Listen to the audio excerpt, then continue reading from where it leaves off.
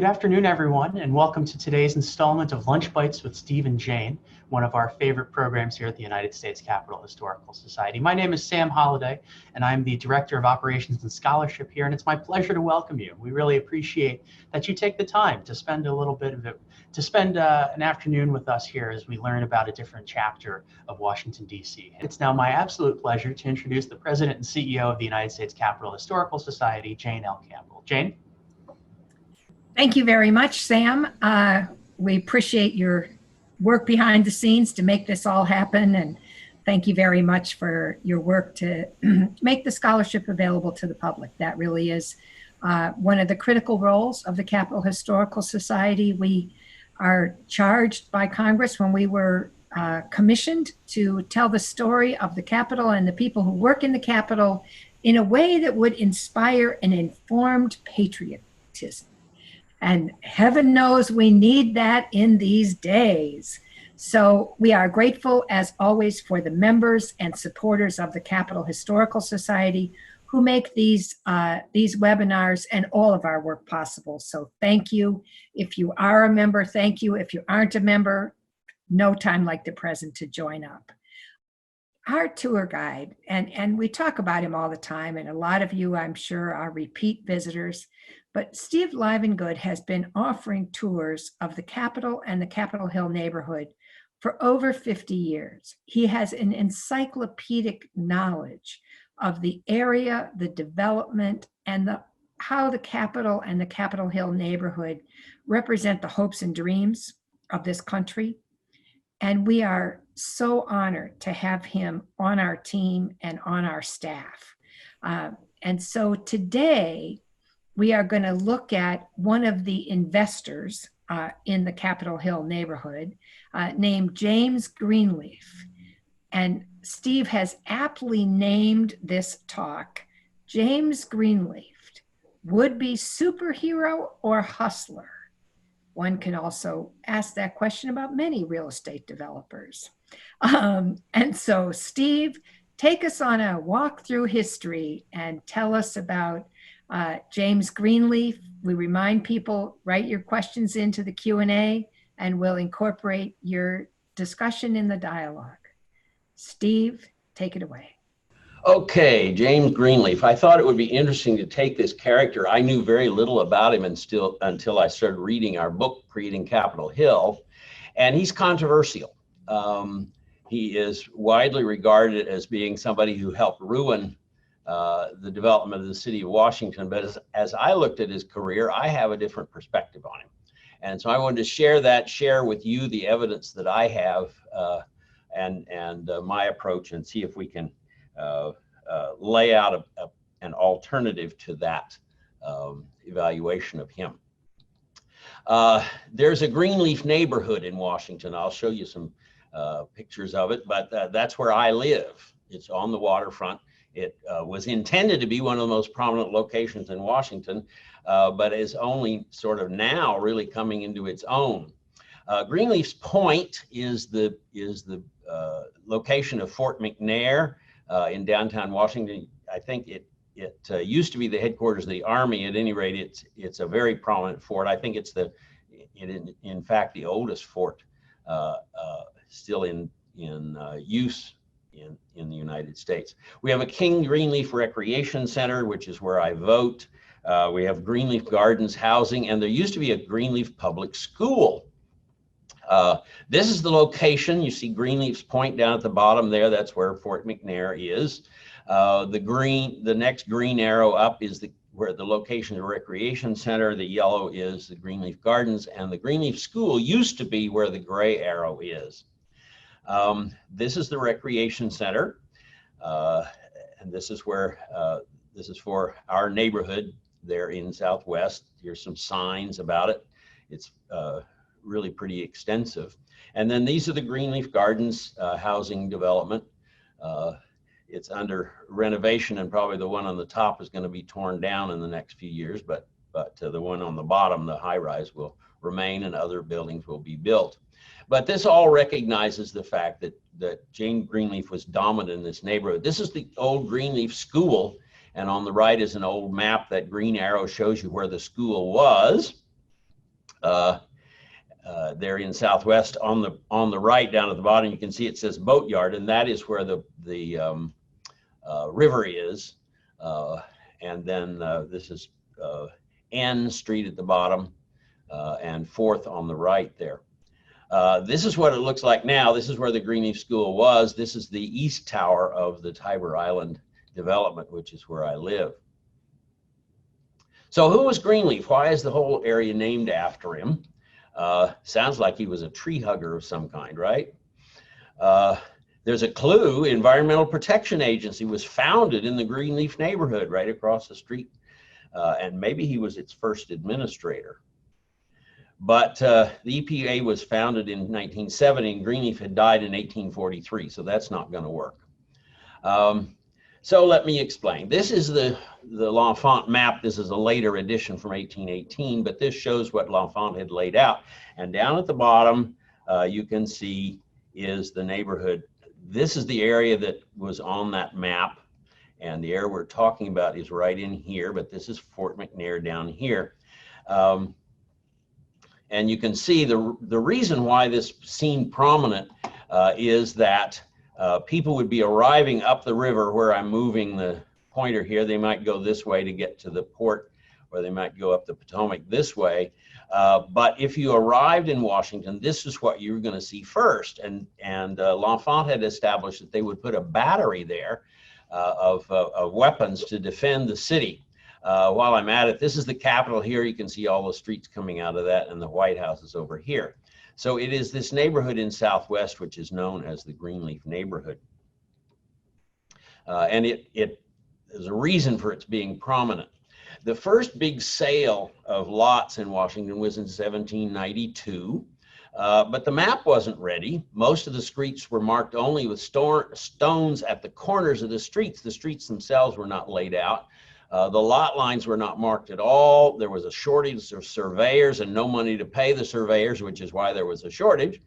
The public squares were not identified, so you didn't know what was going to be nearby a lot to make it of greater value. The streets themselves were full of stumps if they were cut at all, and the stumps had grown back quickly in the year since they'd been cut, and so the streets themselves were pretty impassable.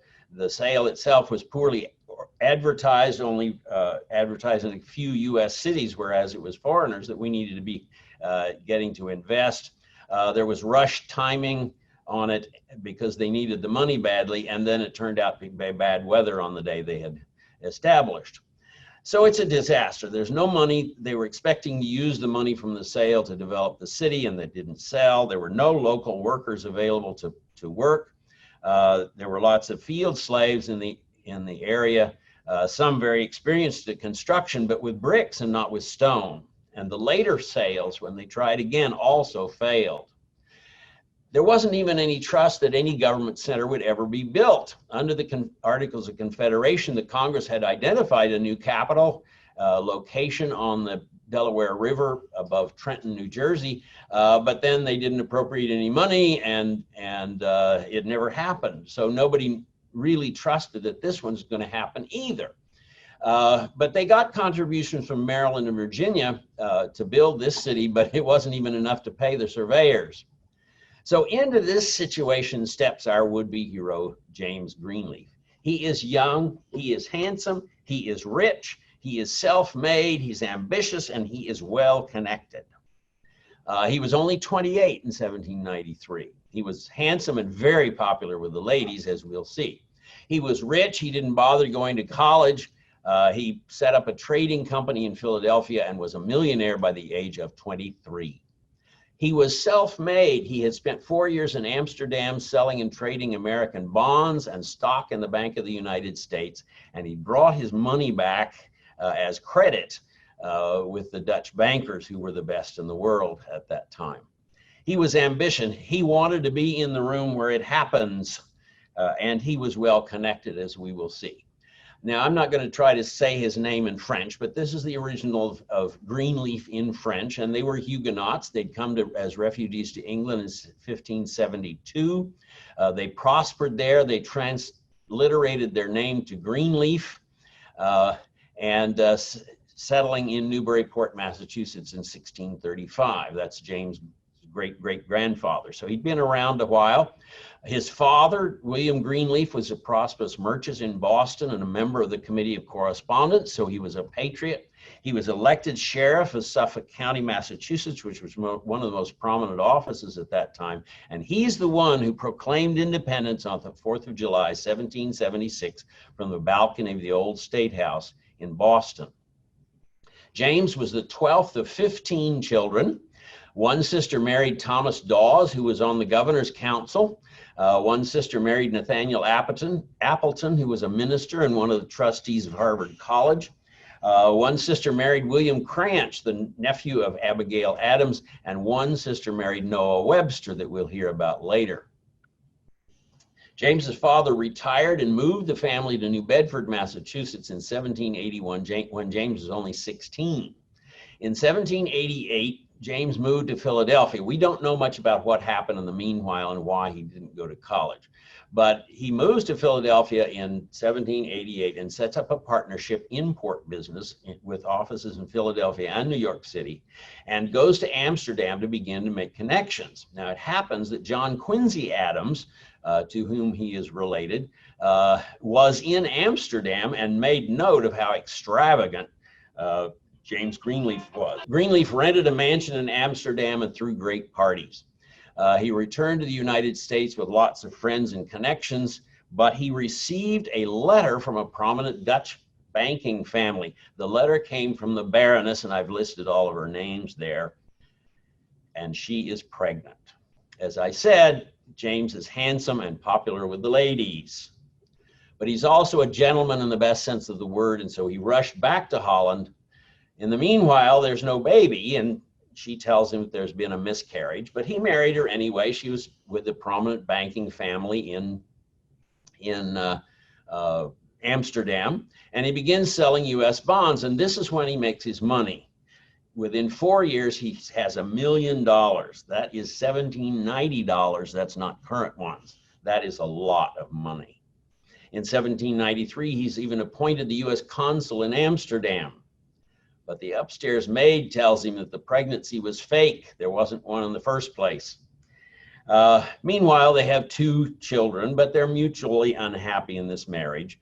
And James returns to the United States and divorces her. She divorced him in Europe, apparently, according to the records. So it is a mutual separation. He comes back to the United States with $1 million, but it's all in credit with Dutch bankers. But he has a reputation for fabulous success. He looks around. Where is the action? Where is the room where it's happening? In New York City, Alexander Hamilton is organizing Federalists for battle with Thomas Jefferson. And all the newspapers are Republican. And Hamilton wants a Federalist newspaper. So he wants to start the first daily newspaper in New York City. The editor he chooses is Noah Webster, James Greenleaf's brother-in-law, married to his sister.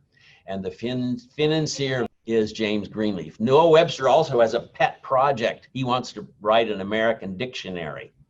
And the financier of that is James Greenleaf as well. So James Greenleaf helped set up the Webster's dictionary that we all use today. He is very well connected. In Philadelphia, he meets Robert Morris, the richest man in America.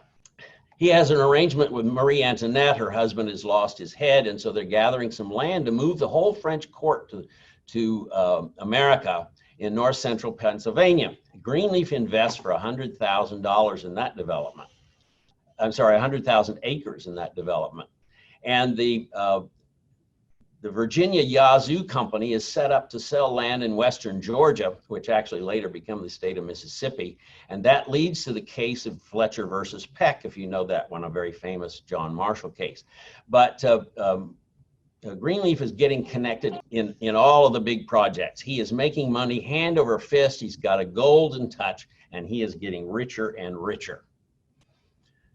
So he looks around some more. Where is it happening? And he sees that the new capital is being moved to Washington, and he goes for the laying of the cornerstone ceremony, and he meets George Washington at the ceremony. He also meets Tobias Lear, Washington's secretary, who's the surrogate son who's kind of taken Lafayette's place. And Greenleaf finances Lear's new import business in Washington. He also meets Thomas Johnson, the commissioner of Washington, D.C., one of the three commissioners. Johnson had been the first governor of the state of Maryland. He's later a Supreme Court justice in Maryland. His niece, Louisa, is the one who married John Quincy Adams. And he's involved in speculation in Frederick County, Maryland, which includes what's now Montgomery County outside Washington here. Greenleaf bought 15,000 acres. So here he is, the superhero. You may remember, as I do from my childhood, Mighty Mouse, who used to sing, "Here I come to save the day." So that's how I see Greenleaf coming. He says, "I'll take 3,000 lots." But he works out a deal with them. The lots are selling for $200 to $300 each, but he gets them for $66.50. But he's also going to loan the commissioners $2,200 a month because they need to be constructing the Capitol and the White House and other things, and they can't get credit. Greenleaf's credit was actually much more solid financially than the government's was. So he's going to help out by taking this on, and he also agrees to build 70 buildings immediately, at least by 1800. 25% of those are supposed to be in Northeast Washington because nobody else was building there. So you can see he's trying to fill in the functions that the government is not doing. But he agrees not to sell any lots before 1796. He can sell buildings, but not the land under the buildings. And the reason is that the commissioners don't want him competing with them in selling lots. They want to sell the lots that they have retained. So he gets an agent in Amsterdam where he's made millions already and starts selling bonds and finding investors and finance construction of buildings and to finance the loans for the commissioners to build those public buildings. But meanwhile, next door in France, near Amsterdam, in 1789, they've had a revolution. Now, nobody knew how long this was going on. It was obviously a mess, and they figured it wouldn't last too long. But in 1793, the Dutch kingdom joined the first coalition against the French Revolution and were defeated. And then there's a Dutch revolution. The Americans and the French had gotten freedom, and the Dutch people wanted it too. But revolutions are not good for banks or bankers. So Greenleaf's credit is in question. But Greenleaf had no experience with revolutions. His father did, but his family had prospered.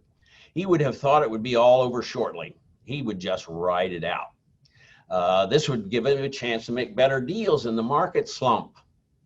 But the Amsterdam market is shaky, but they'll get over it. And superheroes do not back down or default in the face of setbacks. So he goes double or nothing. He teams up with Robert Morris, the richest man in America, and they've already partnered for 100,000 acres in Pennsylvania. But Marie Antoinette has lost her head too by this point. So they're on to other projects. And with Morris, he buys 6,000 more lots in D.C. So he's got 9,000 altogether. And in D.C. is Daniel Carroll of Duddington II. Now, we've talked about him a lot in all these lectures because the book is primarily about him.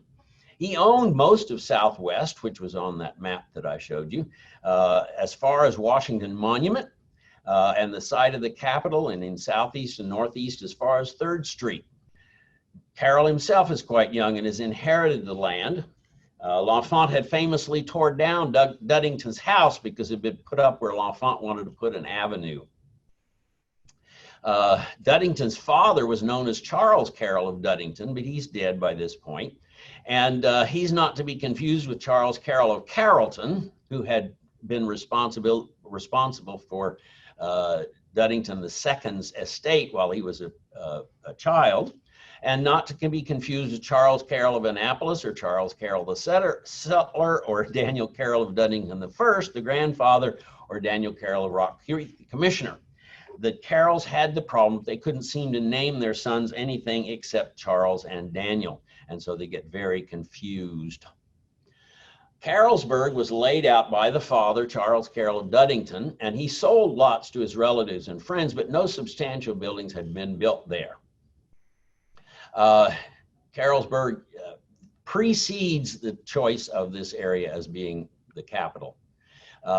And so Daniel Carroll Duddington inherits it, and he wants to develop it and make money, but then he agrees to give the land to the government for the capital.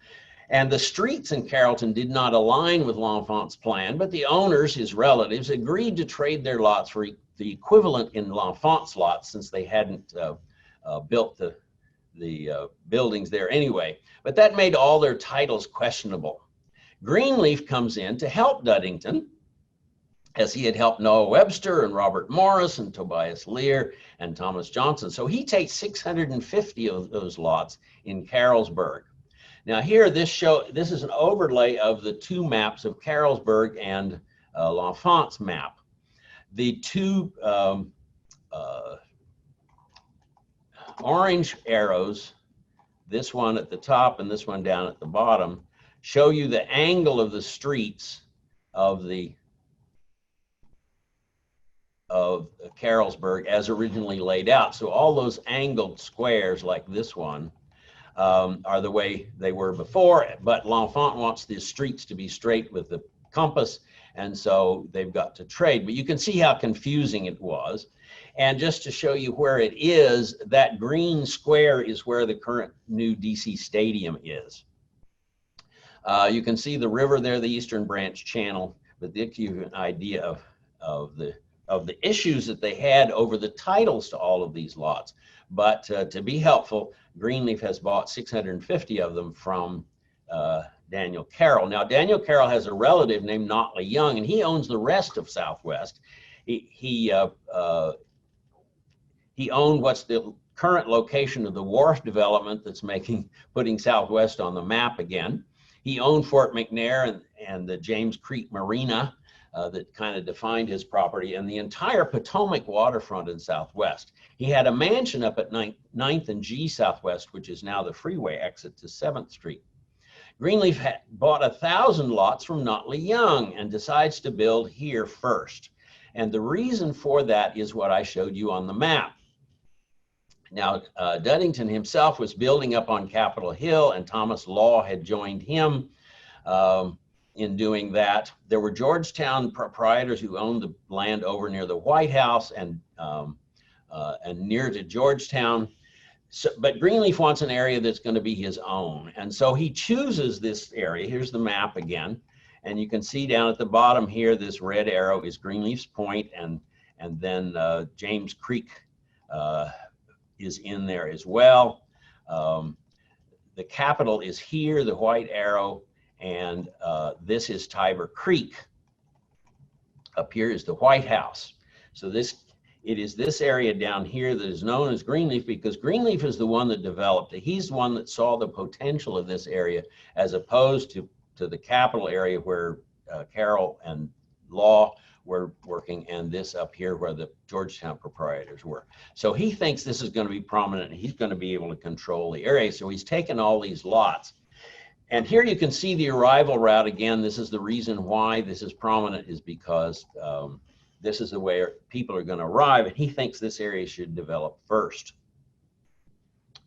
As I said, L'Enfant had designed this as the Battery, but Greenleaf had to build his houses quickly, and he thought this was the best place with no competitions. He got to build 70 buildings, and the buildings have to be built with either cash outlay or finding new credit, but his credit is not available from Amsterdam, and nobody's got any cash.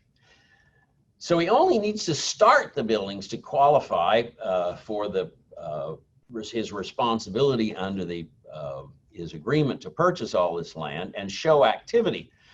Now the roof is half of the cost of buildings in that area, so he builds only the walls, and it isn't until he has a buyer that he puts the roof on it, and he builds some very nice buildings along N Street.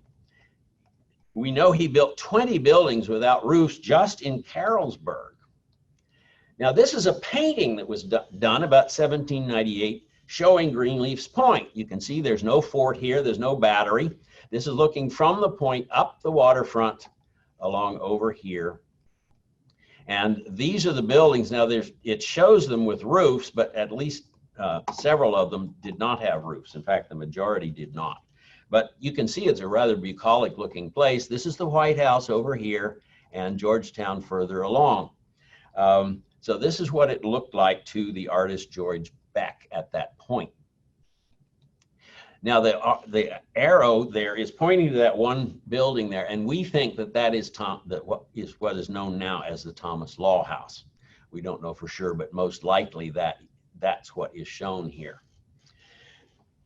But Greenleaf proceeds to go on and double or nothing again. He's got a few lots in Georgetown. He buys more around the White House to try to help with the development. He's got all this money and he wants to do what he can to develop the city. But by the peak of his activity, he is offering half of all the lots for sale in the city of Washington, and 1/3 of all the buildings for sale, were Greenleaf's. But many of them do not have roofs. But one historian is called James Greenleaf the most important land speculator that the United States has produced. And this is why I call him a would-be superhero. He's trying to help everybody. Now, this is Greenleaf's brother-in-law. Obviously, this photograph was taken much later. But this is Abigail Adams' nephew, William Cranch. And he came to Washington in 1791. He wanted to be where it happens too. His uncle, John Adams, is Vice President of the United States and was elected president in 1796.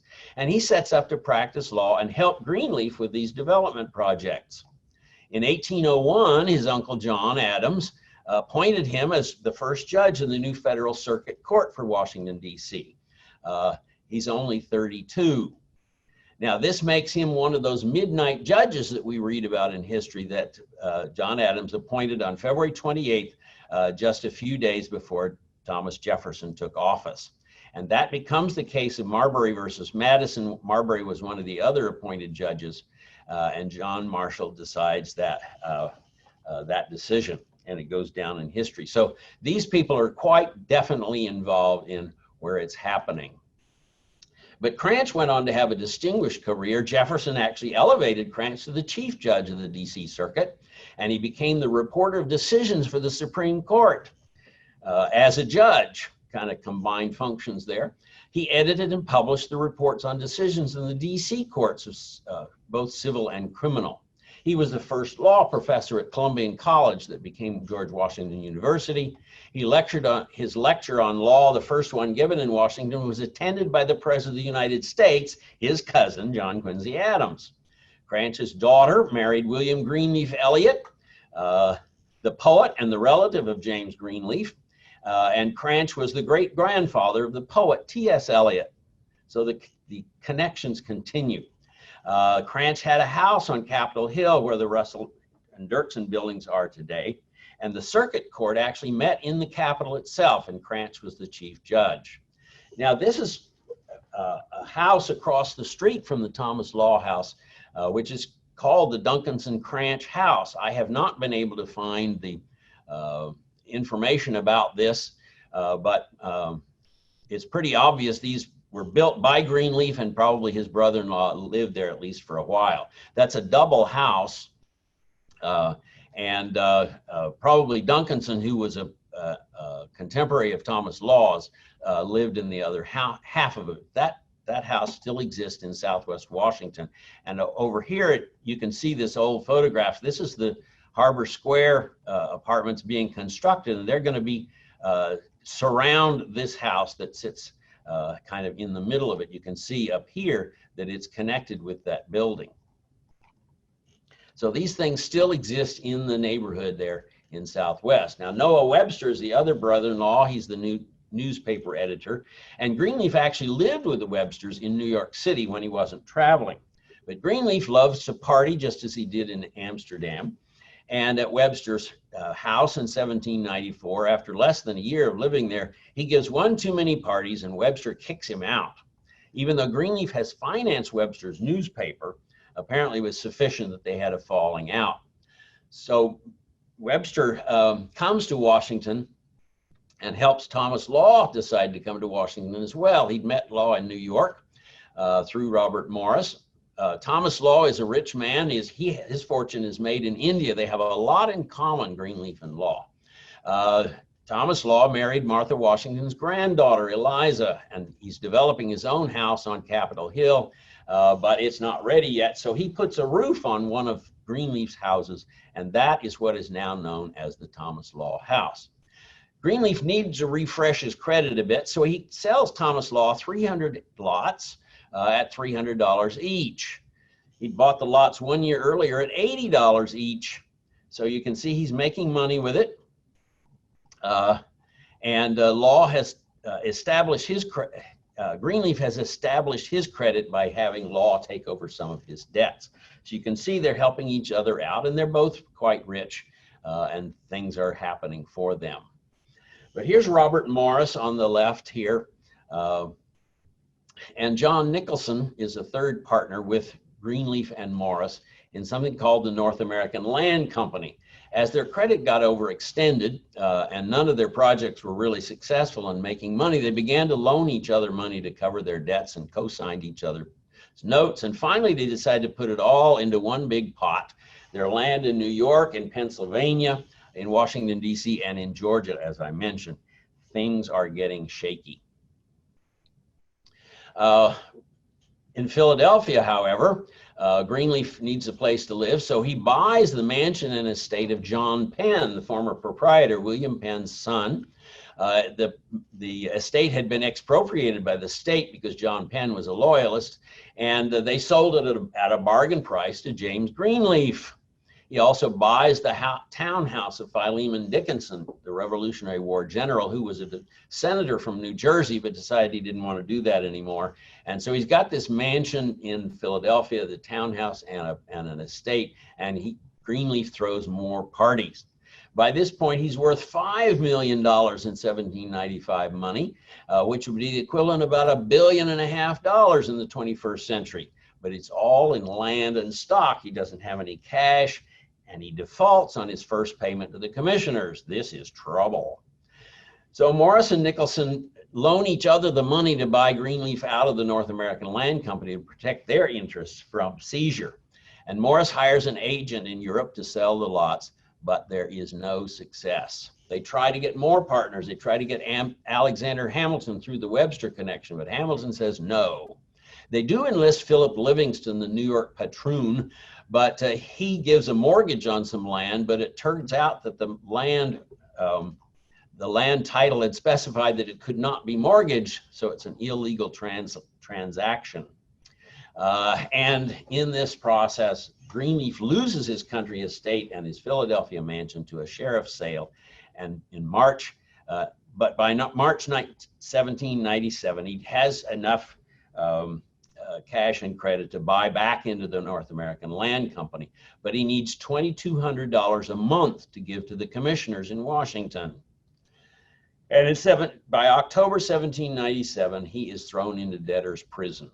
This is a physical form of bankruptcy. It's kind of like the Hotel California. You can check in, but you can't check out until you have satisfied your creditors. You can have your meals brought in, you can have fancy furniture and visitors, but until you work out the deal with your creditors, you have to sit there in this prison.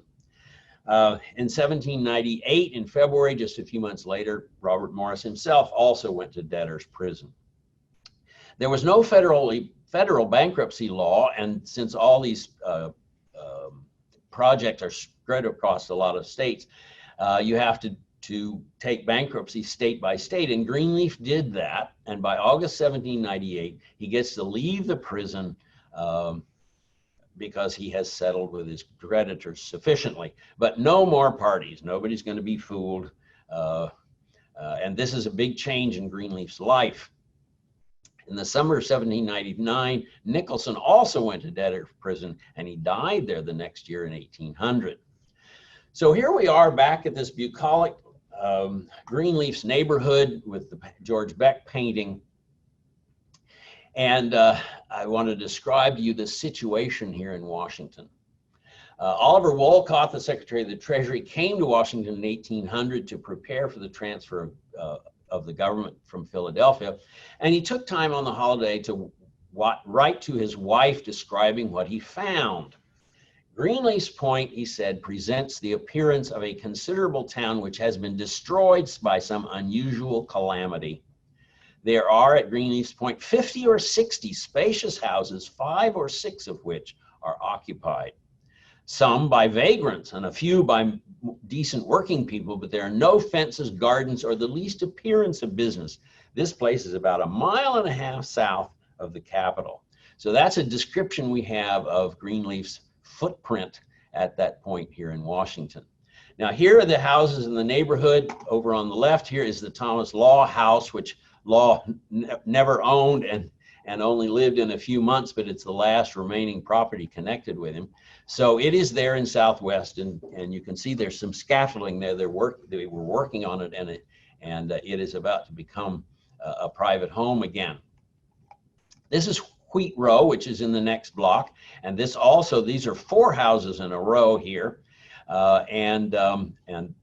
they have been fixed up too. They're now very fancy, large dwellings. But they date to 1794-95, and Greenleaf started them. And then before I showed you the Duncans and Cranch house, which is on the same block there. So all of these still exist in Southwest Washington in the neighborhood known as Greenleaf. Greenleaf came back to Washington after he got out of prison between 1798 and 1828. For 30 years, he came back here regularly to settle his debts. He would often stay in one of the boarding houses that was owned by Thomas Law, and he wanted to move permanently back to Washington. This, to me, is the proof that Greenleaf was an honest man. He came back here to clean up his mess. He was not a hustler. He did not intend to default on what he did, and so he came back to clean up his mess. But wait, there's more. Greenleaf was only 35 at this point. Morris and Nicholson are old, but Greenleaf is only 35, and he's got a whole life ahead of him. So this is the mansion where he moved. I told you he was popular with the ladies, and just out of debtor's prison, he met, courted, and married Anne Allen of Allentown, Pennsylvania. Her grandfather had founded the town. He had been mayor of Philadelphia and Chief Justice of Pennsylvania. Now, she was not a dummy, and she protected her inheritance by putting it in a trust from Greenleaf's creditors. They couldn't touch the money because it wasn't hers, it belonged to a trust. They were married for 38 years and had 2 daughters. And to me, this is the second reason why I don't think that James Greenleaf can honestly be called a hustler, because Anne Allen saw good things in him, married him, and they lived together for 38 years. They had this house in Allentown and another mansion in Philadelphia. In Allentown, Greenleaf began to buy and develop small properties. He made a little money, and he helped promote bridge construction near Allentown. In 1802, the federal government passed a bankruptcy law, and so Greenleaf filed and completed the process and was relieved of his immediate debt.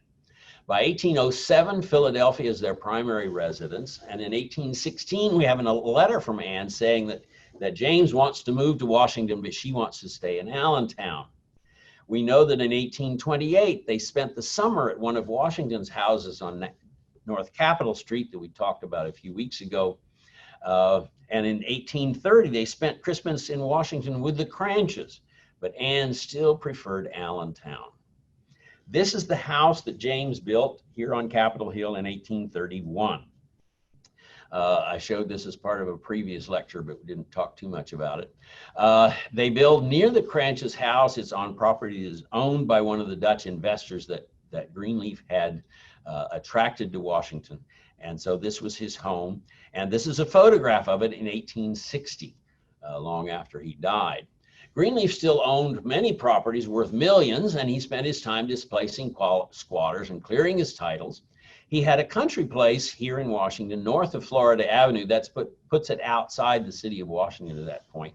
But he also had a little farm in the city where the VRE railroad station is today on 6th Street Southwest in the Greenleaf neighborhood. He still had debts, and we know that he had the public sale of 2 enslaved African-American children to pay some of his back taxes. So we know he was a slave owner. He probably used enslaved people on his farms. But he still had friends. The Cranches is sister and brother-in-law. The Webster is sister and brother-in-law. And he had reconciled with Noah Webster by this point, as well as his sister. And he's good friends with John Quincy Adams, who by this point is a former president and currently a member of Congress. Greenleaf's house sat on what is now the Dirksen Senate Office Building site.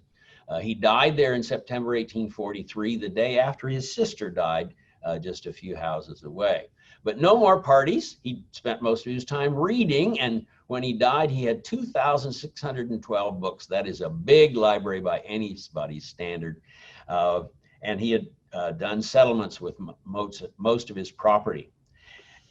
Much later, after the Second Battle of Manassas, Greenleaf's house became General Sherman's headquarters here in Washington as they rebuilt the army to try again. A hospital was built in the yard there in 1862, and the house was used for convalescent soldiers, but it was finally demolished for a hotel or a boarding house in 1870. Anne Allen Greenleaf lived in Allentown until her death in 1851. The two of them seemed to be happy with their living arrangement of him in Washington and her in Allentown. And they visited each other regularly and wrote letters back and forth talking about how much they enjoyed being married to each other.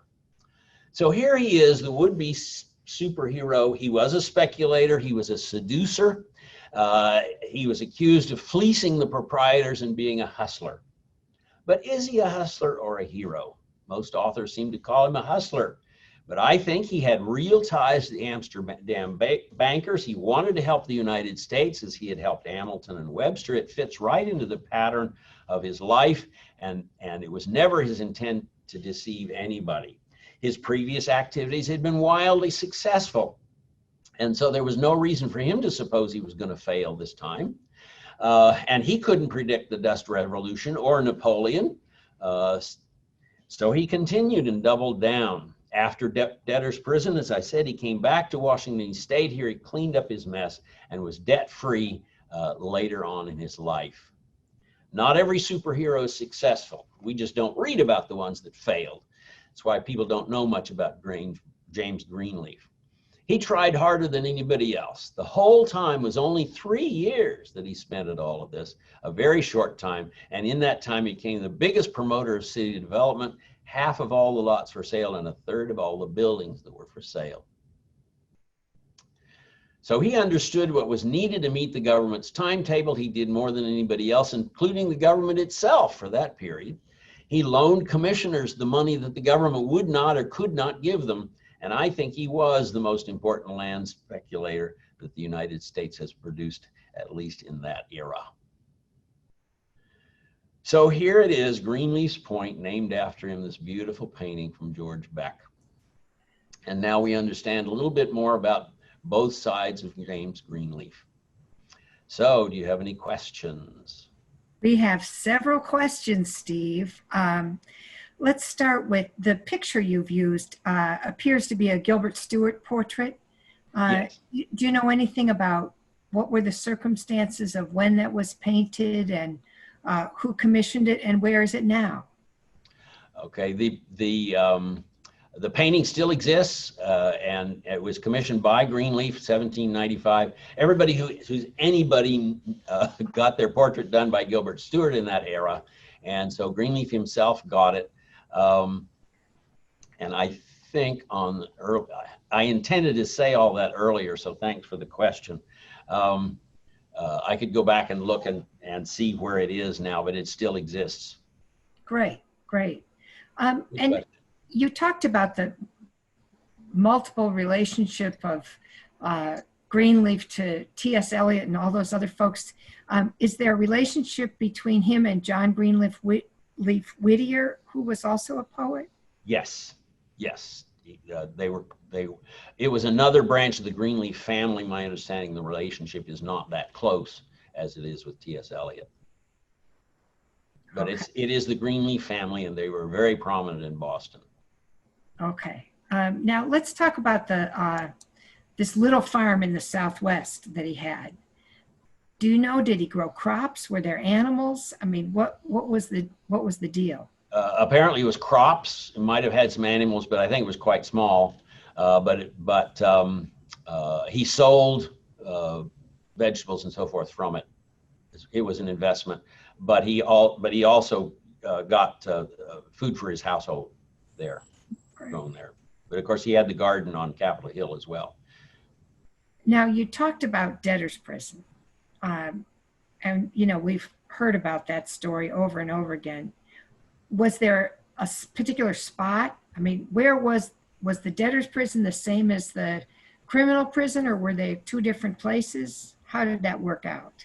I'm thinking back to what I read in Robert Morris's biography, which covers a lot more of the debtor prison, because after George Washington left office, he actually came to visit Robert Morris in prison, a very famous encounter between the two of them because they were good friends. And my understanding is that there's quite a description, but it's not coming back to me too much. There was a separate building. It was a different kind of location, and it was available so people could come and visit every day. And I know Robert Morris had all his books there so that he could read and spend his time. He just couldn't physically leave, but his family would bring him food and so forth. Got it. So it was a different experience than your traditional prison for a regular criminal. Yes, it's sort of the equivalent of those things that they attach to your leg now, so that you can't get away. It was the minimum that they needed in order to make sure that the person didn't leave, but they knew that the person had to socialize in order to get their creditors lined up and the people who would help them out to take care of the credit issue. And someone wants to know, do you know the street address of the house that's now called the Thomas Law House, or what the... Yes, as a matter of fact, as one of the owners in the co-op of Tiber Island, I'm actually one of the owners of that house. There are 400 and some of us.